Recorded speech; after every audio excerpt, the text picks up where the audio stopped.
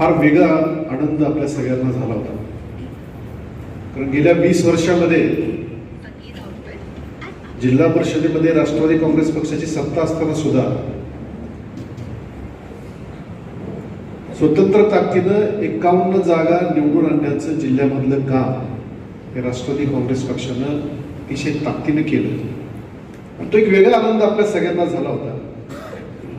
परंतु होत असताना दुसरीकडे मात्र या राज्याला प्रत्येक कुटुंबाला हवावंसं वाटलं. लाखो कार्यकर्त्यांना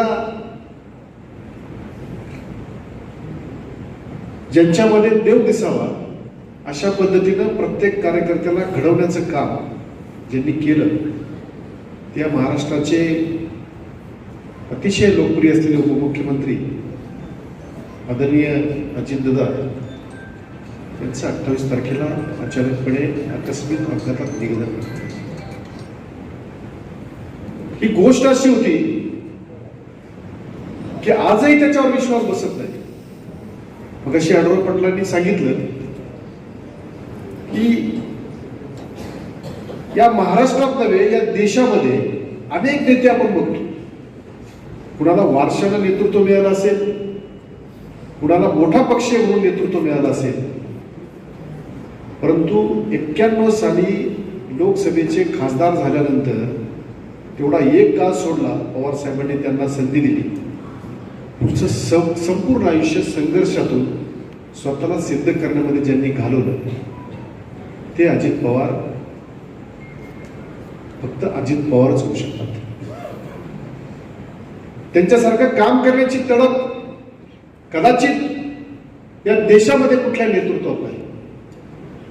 भारतीय जनता पार्टी किंवा काँग्रेस सारख्या एखाद्या राष्ट्रीय पक्षामध्ये जर दादा असते तर आज देशाच्या राजकारणामध्ये त्यांचं नाव फार उंचीवर असतं.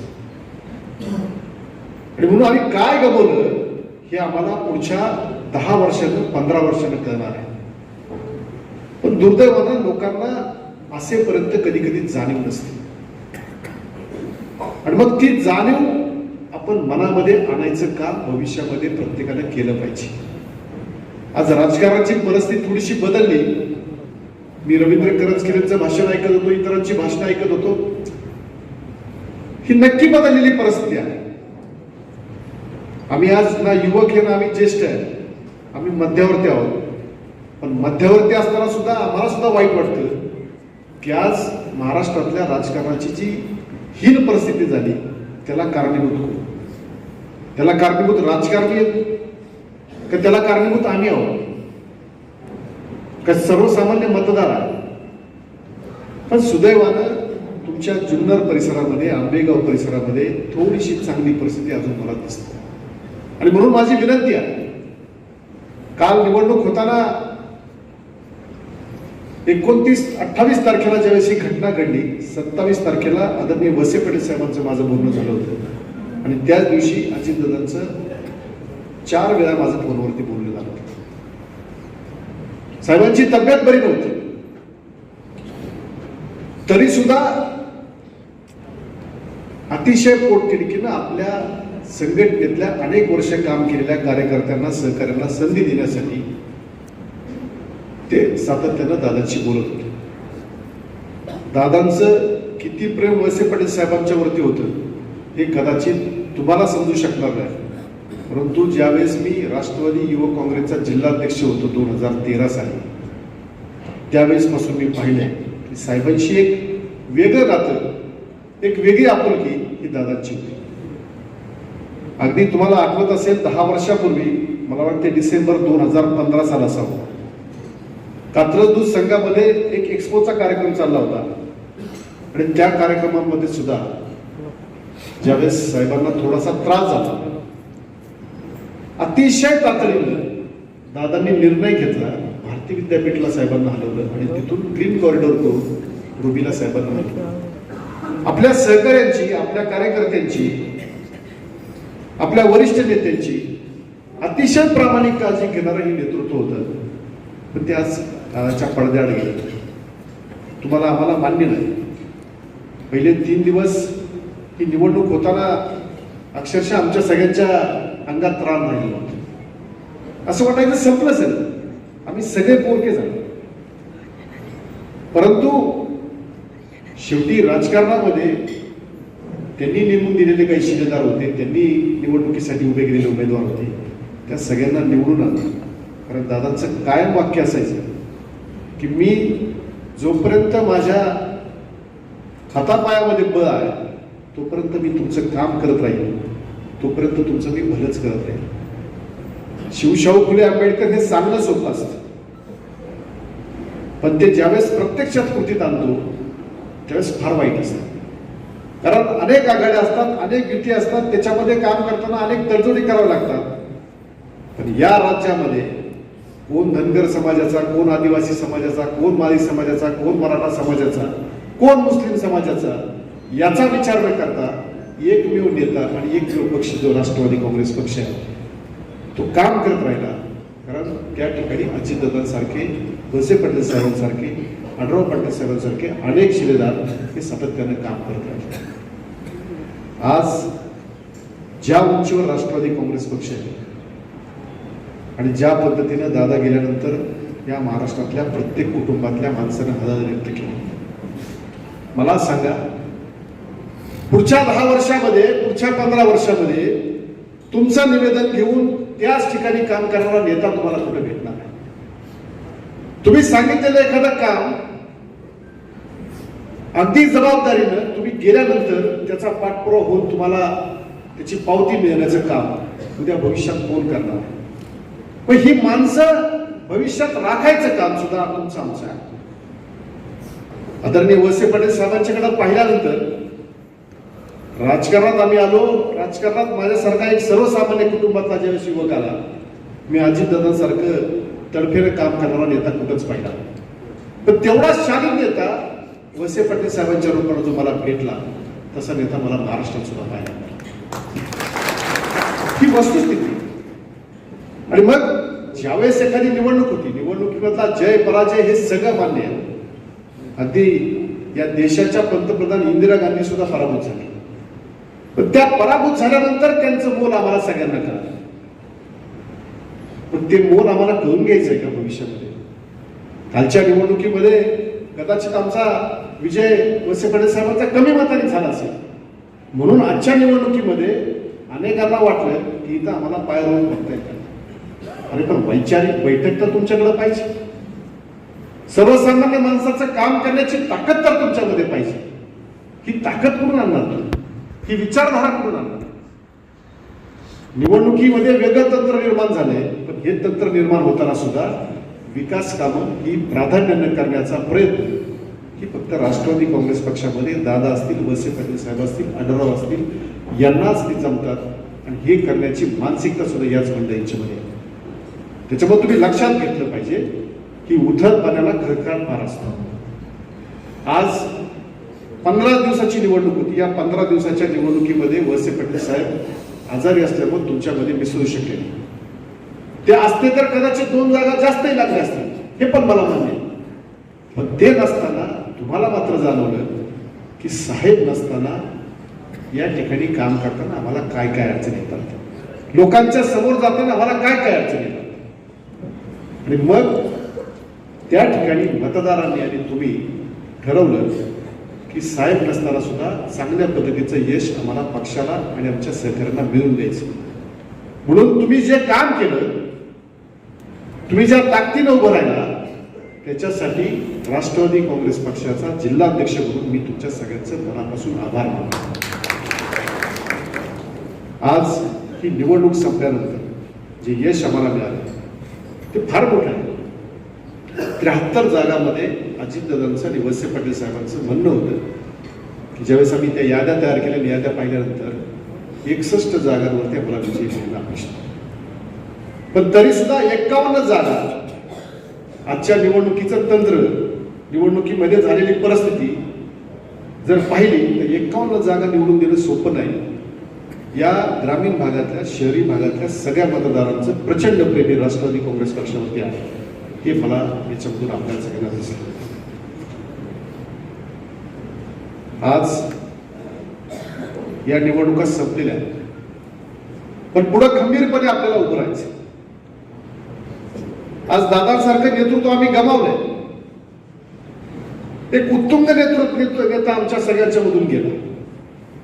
एवढं शल्य आहे, एवढं दुःख आहे की त्याला मर्यादा नाही. या महाराष्ट्रामधल्या लाडक्या बहिणींना त्यांच्या कुटुंबासाठी स्वयंपूर्ण होता यावं म्हणून लाडकी बहीण योजना करताना आम्ही जरी महायुतीत असलो तर महायुतीमधले इतर पक्ष त्याच्यामध्ये अजिबात सकारात्मक नसताना सुद्धा दादांनी सांगितलं की मी ही योजना अतिशय प्रभावीपणे राबवेल आणि त्याच्यासाठी आर्थिक व्यवस्थापन सुद्धा ढासू देणार नाही, पण ही योजना चालू झाली पाहिजे. अरे असा खमक्या नेता आज तुमच्या माझ्या मागे उभा असताच तर पुढच्या 29 मध्ये 2029 मध्ये राष्ट्रवादी काँग्रेस पक्षाची परिस्थिती या महाराष्ट्रामधली इतकी वेगळी दिसली असते की इतर पक्षामधले सगळे नेते म्हटले असते की आम्हाला राष्ट्रवादी काँग्रेस पक्षाचे दरवाजे उघडे ठेवणं किंवा त्या दरवाज्यामधून आम्हाला येण्यासाठी परवानगी द्यावी. पण दुर्दैवानं आज दादा नाही आणि म्हणून दादा नसताना या जिल्ह्यामध्ये मी सातत्यानं सांगतो की दादांच्या गेल्यानंतर जसा हा महाराष्ट्र पोरका झाला तसे तुमच्या माझ्या सकट लाखो कार्यकर्ते सुद्धा पोरके झाले. क्षणात वाटलं संपलं, परंतु त्या ठिकाणी तुम्ही सगळ्यांनी पाहिलं की सुनेत्रा वहिनींनी अतिशय धीरोदात्तपणे निर्णय घेतला. या महाराष्ट्राचे उपमुख्यमंत्री म्हणून मला भविष्यामध्ये तुमच्या सगळ्यांच्या समोर येऊन माझ्या कार्यकर्त्यांना आणि सैरभर झालेल्या जनतेला एक स्थिरता द्यायची, त्यांना ताकद द्यायची. आमच्या माता भगिनी बसल्या. कुटुंबातला एखादा पती गेल्यानंतर एखाद्या स्त्रीला एवढं सोपं असतं की 3 दिवसामध्ये सगळं दुःख विसरायचं आणि ते दुःख विसरून तुमच्या समोर यायचं. पण ज्या अजितदादांनी 35 वर्ष आपला स्वतःचा प्रपंच पाहिला नाही, या महाराष्ट्रातल्या कार्यकर्त्यांचा प्रपंच हा माझा प्रपंच आहे, इथल्या करोडो जनतेचा प्रपंच हा माझा प्रपंच आहे, इथल्या गावखेड्यात राहणारी माणसं ही माझी माणसं आहेत असं समजणारे दादा ज्यावेळेस कुटुंबासाठी वेळ देऊ शकत नव्हते त्यावेळेस सुनेत्रा वहिनींनी त्या ठिकाणी ठरवलं की अजितदादांचं अपुरं राहिलेलं स्वप्न, भविष्यामधले हे निर्माण केलेले लाखो कार्यकर्ते त्यांना ताकद देण्याचं त्यांचं उद्दिष्ट हे मला पूर्ण करायचं आहे आणि त्याच्यासाठी मला कुठंतरी समोर येणं गरजेचं आहे आणि समोर येऊन हे सगळं काम करणं गरजेचं आहे. तशा पद्धतीनं वहिनीसाहेब आल्या. पण आपल्यामधलेच काही लोक असतात की ते म्हटले दशक्रियाविधी होऊन द्यायचा होता, विलिनीकरणाची प्रक्रिया होऊन द्यायची होती. अरे तुम्ही लक्षात घेतलं पाहिजे की त्यावेळेस जर त्या आल्या नसत्या राष्ट्रवादी काँग्रेस पक्षाचा कार्यकर्ता आणि हवालदिल झालेल्या जनतेमधला प्रत्येक माणूस हा पुन्हा सकारात्मक पद्धतीने उभा राहिला असता. काल सुद्धा आम्ही आढळराव पाटील साहेब बैठका ज्यावेळेस झाल्या, आज निवडणुका संपल्यानंतर त्यांचं लगेच म्हणणं होतं की मला दादांनी उभं केलेल्या, वळसे पाटील साहेबांनी उभं केलेल्या या कार्यकर्त्यांना निवडून आलेल्या असू द्या, पराभूत झालेल्या असू द्या, या प्रत्येकाशी संवाद साधायचा. आणि हा संवाद साधताना सकाळी 10 पासून आम्ही 3 वाजल्याची वेळ प्रत्येक तालुक्याला अर्धाच लागला. पण ज्यावेळेस कार्यकर्ते येतात, तालुक्यामधले प्रमुख येतात, त्यावेळेस त्यांना अतिशय पोटतिडकीनं संघटनेविषयी, दादांविषयी बोलायचं असतं. तो वेळ वाढत गेला. वहिनींनी सांगितलं तिथल्या प्रत्येक कार्यकर्त्याला, प्रत्येक नेत्याला बोलू दे, मला त्याच्याशी संवाद साधायचा आहे. आणि तशा पद्धतीचा संवाद वहिनी साहेबांनी साधला. आज त्या ताकदीनं उभ्या राहिल्या. तुम्ही ताकदीनं एक विजय खेचून आणला. त्याच्यामुळं भविष्यामध्ये एक उपमुख्यमंत्री म्हणून त्यांची ताकद तर तुम्हाला मिळणारच आहे. पण या राज्याचे प्रमुख नेते म्हणून वळसे पाटील साहेबांचं महत्व मात्र तुम्ही आम्ही कमी होऊ देता काम. या निवडणुकीच्या पार्श्वभूमीवरती फक्त थोडंसं सांगतो की निवडणूक होण्यापूर्वी मी पण त्या बैठकीला होतो की राष्ट्रवादी काँग्रेस पक्ष आज आपण अजितदादा पवार गटामध्ये होतो आणि पलीकडे शरदचंद्र पवार गट सुद्धा आपल्याला एकत्र येण्याचा प्रयत्न करतो. अशा अनेक बैठका झाल्या. खरं तर आता ह्या ठिकाणी बोलणं योग्य काय हे मला समजत नाही, पण मी सांगितलं पाहिजे तुम्हाला. पण ह्या बैठका होताना इथं वळसे पाटील साहेबांनी ताकदीनं ज्यांना उभं केलं मागच्या काळात त्यांनीच इथलं काहीतरी वेगळं तंत्र स्वीकारून थोडाफार कब्जा करून या निवडणुकीमध्ये त्यांचा थोडा कमी मताने प्रभाव झाला तर त्यांना वाटायला लागलं की मी काहीतरी वेगळा जादू करा. त्यांनी ठरवलं, त्यांनी सांगितलं मी जिल्हाध्यक्ष जरी असलो तरी सुद्धा मी वरिष्ठ नेत्यांचं ऐकणार नाही, मला या ठिकाणी स्वतंत्र निवडणूक लढवायची, नाही तर मी दुसऱ्या पक्षात जाईल. आणि ही तुमची विचारधारा आहे. आणि या विचारधारेवर काम करताना फक्त आणि फक्त आंबेगाव तालुक्यामध्ये तुम्ही सगळ्यांनी वळसे पाटील साहेबांच्यावरती विश्वास ठेवून स्वतंत्रपणे फक्त आणि फक्त राष्ट्रवादी काँग्रेस पक्ष म्हणून निवडणूक लढवली. त्याच्यामुळे तुमच्या सगळ्यांचं मी मनापासून पुन्हा एकदा आभार मानतो. तुम्हाला कुठल्याच कुठल्याला कुणी म्हणायला पण नव्हतं की मी मदत केली. आणि म्हणून हे यश ज्यावेळेस आपण मिळवतो त्यावेळेस माझी विनंती की आता दादा गेल्यानंतर तुम्हाला तर नाही पण आम्हाला सगळ्यांना सुद्धा वळसे पाटील साहेबांचं एकमेव नेतृत्व या महाराष्ट्रामध्ये गंभीरपणे साथ देण्यासाठी गरजेचं आहे. आणि मग ते गरजेचं असलेलं नेतृत्व महाराष्ट्रामध्ये ताठ मानून उभं राहण्यासाठी तुम्ही जशा पद्धतीनं आज जिल्हा परिषद पंचायत समितीमध्ये ताकदीने उभं राहिला, ही ताकद पुढचे 3 वर्ष 2 वर्ष सातत्याने ठेवा. राष्ट्रवादी काँग्रेस पक्षाची संघटना ही अभेद्य संघटना आहे.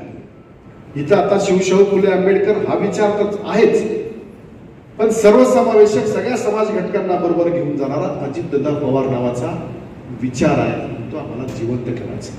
आणि ते जिवंत ठेवण्यासाठी तुम्ही सगळेजण पुढच्या काळामध्ये पुढाकारानं काम करा. या निवडणुकीमध्ये अतिशय चांगल्या पद्धतीचं यश तुम्ही सगळ्यांनी मिळवलं. खरं तर आमच्या शिरूर तालुक्यामधल्या आंबेगाव मतदारसंघामध्ये जे गट येतात त्याच्यामध्ये पलीकडे आमचा टाकळी आजी गट होता. तिथं काही अडचणी निर्माण झाल्या. वळसे पाटील साहेबांची दादांची त्यामध्ये चर्चा झाली, परंतु नवीन कार्यकर्त्याला संधी द्यायची असं दादांची भावना होती. आणि साहेबांनी पण त्याच्यामध्ये फारसा हस्तक्षेप न केल्यामुळे त्या ठिकाणी आपण रामशेठ घोडे यांना उमेदवारी दिली. काही मतांनी त्यांचा नक्कीच पराभव झाला असेल. आमच्या रांजणगाव गटामध्ये मानसिंग पाटील पाचोदकर होते.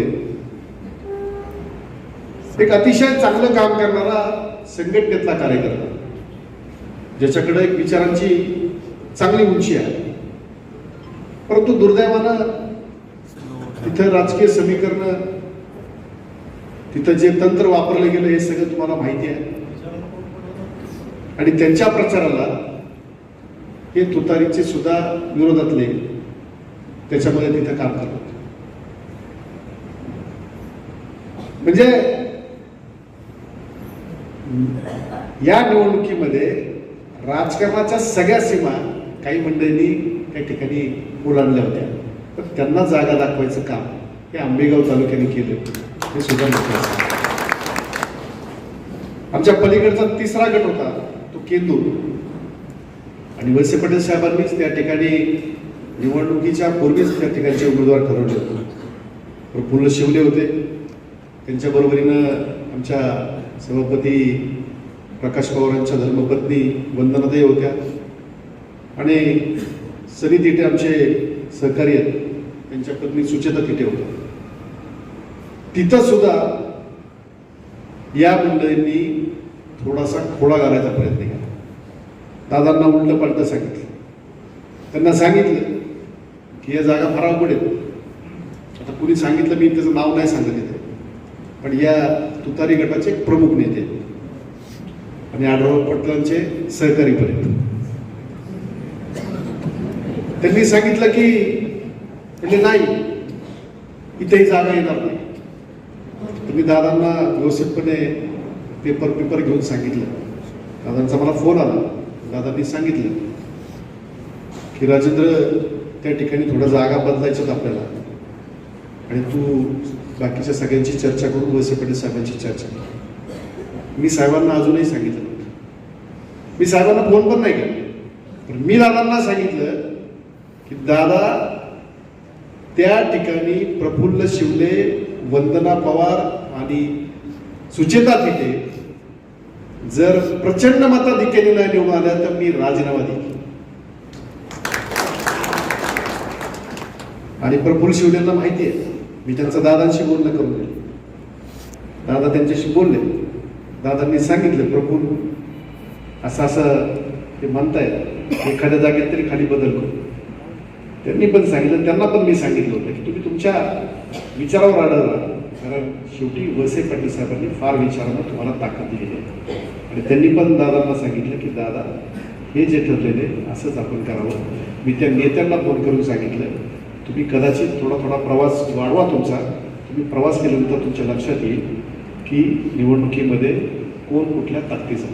आणि आज आपण पाहिलं की या महाराष्ट्रामध्ये जेवढ्या निवडणुका झाल्या त्याच्यामध्ये मोनिका हरगुडे या 24,000 मतांनी निवडून आल्या, तर त्यांच्या खालोखाल 20,000 मतांनी प्रफुल्ल शिवले निवडून आले. आणि सुचेताताई पण आमच्या, मला वाटतं 6,500 मतांनी त्या निवडून आल्या, 7,000 मतांनी. एवढ्या मताधिक्याने, एवढं प्रेम या आंबेगावच्या मतदारसंघातल्या जनतेने या सगळ्या मंडळींवरती केलं. आमच्या इकडं सुद्धा शिदोली मतदारसंघामध्ये त्या ठिकाणी शीला राजेंद्र लोहकरे या ताईंचा विजय झाला. अतिशय चांगल्या पद्धतीचं काम त्यांचं असल्यामुळं त्या ठिकाणी त्या विजय झाल्या. पारगावतर्फे अवसरी बुद्रुक या गटामध्ये माझे सहकारी आणि राष्ट्रवादी युवक काँग्रेसमध्ये माझ्या बरोबरीनं काम करणारे त्या काळातले विवेक पाटील, त्यांना उमेदवारी दिली होती. त्यांच्या विरोधात सुद्धा फार षडयंत्र रचली गेली, फार वेगवेगळ्या पद्धतीने त्या ठिकाणी कृत्य केल्या गेलं, पण अतिशय चांगल्या मताधिक्यानं विवेक पाटील त्या ठिकाणी निवडून आले. आणि अवसरी बुद्रुकमध्ये मगाशीच मी सांगितलं की या तालुक्याचं राष्ट्रवादी काँग्रेसचं प्रतिनिधित्व करणारे आमचे नातेवाईक स्नेही विष्णू काका हिंगे हे सुद्धा अतिशय चांगल्या मताने त्या ठिकाणी निवडून आले. आणि पंचायत समितीमध्ये सुद्धा आपण दिमाखामध्ये या ठिकाणी पंचायत समितीवर सुद्धा राष्ट्रवादी काँग्रेस पक्षाचा झेंडा लावला. आणि मग हे होताना माझी पुन्हा एकदा आपल्याला विनंती आहे की आता थोडासा वेगळी प्रेम थांबवा. तुम्हाला चुकलं असेल एखाद्या कार्यकर्त्याचं, त्या कार्यकर्त्याला त्या ठिकाणी 100% सांगितलं पाहिजे, एखाद्या नेत्याला सांगितलं पाहिजे. पण जसं बारामतीचं नाव महाराष्ट्रामध्ये, देशामध्ये हे पवार साहेबांच्या नंतर अजितदादांच्या मुळे होतं, तसं आंबेगावचं नाव हे देशामध्ये वळसे पाटील साहेब आढळराव पाटलांच्या मुळे तुमचं नाव आहे. हे तुम्ही विसरू नका. एखाद्या क्षणिक मोहाला बळी पडून, एखाद्या क्षणिक विचाराला बळी पडून आम्ही ज्यावेळेस काहीतरी करायला जातो ना, तर पुढच्या विकास कामांची गंगा तुमची थांबणार. जसं महाराष्ट्रातल्या प्रत्येक माणसाला वाटतं आज अजितदादा गेल्यानंतर की उद्या आम्ही अंधारात चाचपडत राहणार आहे, हे फक्त म्हणणं सोपं नाही, तर ते त्या ठिकाणी पुढचे 10 वर्षानंतर आपल्याला कळणार. आणि म्हणून आपल्या सगळ्यांना या निवडणुकीसाठी आपण जो विजयश्री खेचून आलो, एक चांगल्या पद्धतीचं यश संपादन केलं, त्याबद्दल आपल्या सगळ्यांचं मी मनापासून आभार मानतो. जे विजयी उमेदवार झाले त्या सगळ्यांचं मी मनापासून कौतुक करतो, त्यांचं अभिनंदन करतो. आणि राष्ट्रवादी काँग्रेस पक्ष हा फक्त आता एक कार्यकर्त्यांचा पक्ष राहिलेला आहे, तर तो अजितदादा पवार नावाच्या विचाराचा पण पक्ष झाला. त्याच्यामुळे तो विचार जिवंत ठेवण्यासाठी तुम्ही सगळ्यांनी सक्षमपणे पुढे याल.